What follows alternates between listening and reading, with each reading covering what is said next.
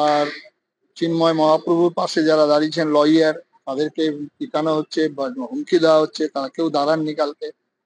এটা পৃথিবীতে এরকম ধরনের মানব অবক্ষয়, নির্যাতন, অমানবিক হয়নি কোথাও। তো যার জন্য আপনারা মিডিয়া বন্ধু যারা আছেন সবাই সোচ্চারিত হন। আমরা এদের পাশে দাঁড়াবো। এরপরে নেক্সট স্টেপ নেওয়ার জন্য আমরা চিন্তা ভাবনা করছি। যদি এর মধ্যে কিছু না হয় তাহলে আমরা বর্ডার সিল করবো, লক্ষ লক্ষ মানুষকে নিয়ে বর্ডারে যাবো, সমস্ত খাদ্যদ্রব্য বন্ধ করে দেওয়া হবে। ত্রিপুরা গভর্নমেন্ট ইতিমধ্যেই ভালো স্টেপ নিয়েছে, তারা যত নার্সিং হোম, হসপিটাল সব বন্ধ করে দিয়েছে। ওই পাশে এখানকার বিরোধী দলনেতা তিনিও বলেছেন স্টেপ নেওয়ার জন্য। আমাদের মাননীয় মুখ্যমন্ত্রী পশ্চিমবঙ্গের, তিনিও বলেছেন। আজ এই পরিস্থিতির পরিপ্রেক্ষিতে আমরা চাই রাজনীতির ঊর্ধ্বে উঠে আজকে মানবিকতার প্রশ্নে বাংলাদেশের সমস্ত সংখ্যালঘুদের পাশে দাঁড়ানো। আমরা ইতিমধ্যে সনাতন সংস্কৃতি সংসদের পক্ষ থেকে আমরা এসেছি। আমরা বিভিন্ন মঠ, ইনি গৌড়ীয় মঠের পশ্চিমবঙ্গের সম্পাদক, আমি ভারত সেবাশ্রম সংঘের কর্মী। আমরা আশ্রমের পক্ষ থেকেও আমাদের প্রধান সম্পাদক ইতিমধ্যেই দিল্লিতে প্রধানমন্ত্রী, স্বরাষ্ট্রমন্ত্রী দপ্তরে জানিয়েছেন ব্যবস্থা নেওয়ার জন্য। আমরা অপেক্ষা করছি আরো 3-7 দিন। যদি এর মধ্যে মহাপ্রভু চিন্ময় প্রভুর যদি মুক্তি না হয় তাহলে আমরা বর্ডারে লক্ষ লক্ষ মানুষকে নিয়ে উপস্থিত হব 7 দিনের মধ্যে। আচ্ছা, এই বাংলাদেশে আমরা দেখতে পাচ্ছি এক একটা জেলাতে হিন্দুদেরকে টার্গেট করে তাদেরকে মারধর করা হচ্ছে, অথচ গ্রেফতারি নেই। কি বলবেন? গ্রেপ্তারি এটা বাংলাদেশে, এর পেছনে তো পাকিস্তান রয়েছে না। 1947 সালে যে দেশ বিভাজন হয়েছিল, টু নেশন থিওরিতে, ধর্মের ভিত্তিতে পাক ভূমি আর অপাক ভূমি এই নিয়ে ভাগ হয়েছিল দেশ।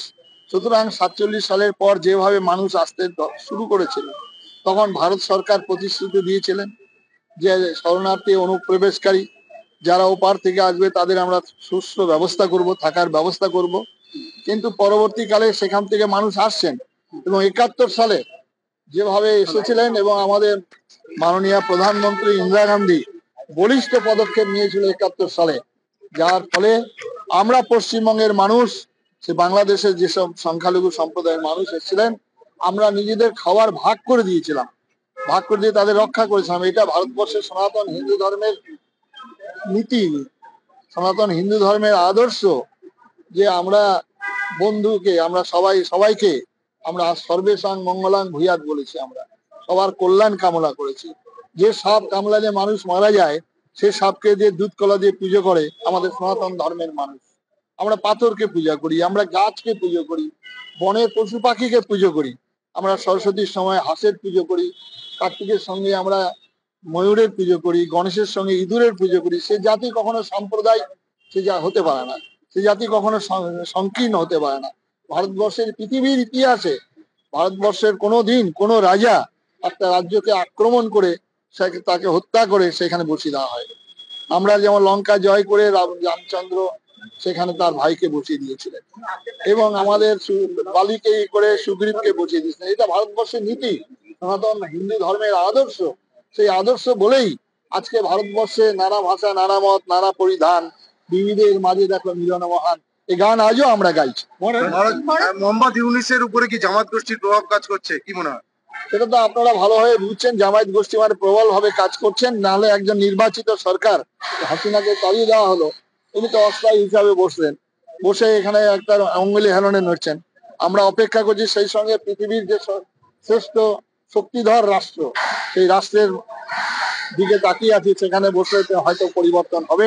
তার আগে আমরা ভারতবর্ষের এবং পশ্চিমবঙ্গের বাঙালি যারা আমরা সংখ্যালঘু সম্প্রদায়ের পাশে, তারা আমরা দাঁড়াবো এবং পশ্চিমবঙ্গের লক্ষ লক্ষ আমরা বাঙালি হিন্দুদের নিয়ে আমরা বর্ডারে যাবো।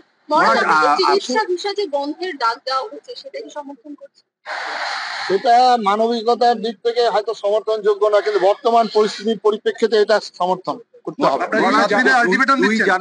7 দিনের পরে আমরা বর্ডারে যাবো। জানুয়ারি তো পরবর্তী ডেট, সেটা তো 1 মাস প্রায়, মানে এক মাস তার আগে আমরা চাইছি যে সেখানে অন্তত যেটা নির্বিচারে সেখানে যে আক্রমণ হচ্ছে মন্দির আক্রমণ হচ্ছে, হিন্দুদের প্রতি আক্রমণ হচ্ছে, লুটপাট চলছে, নারী ধর্ষণ চলছে, সেটাকে বন্ধ করা।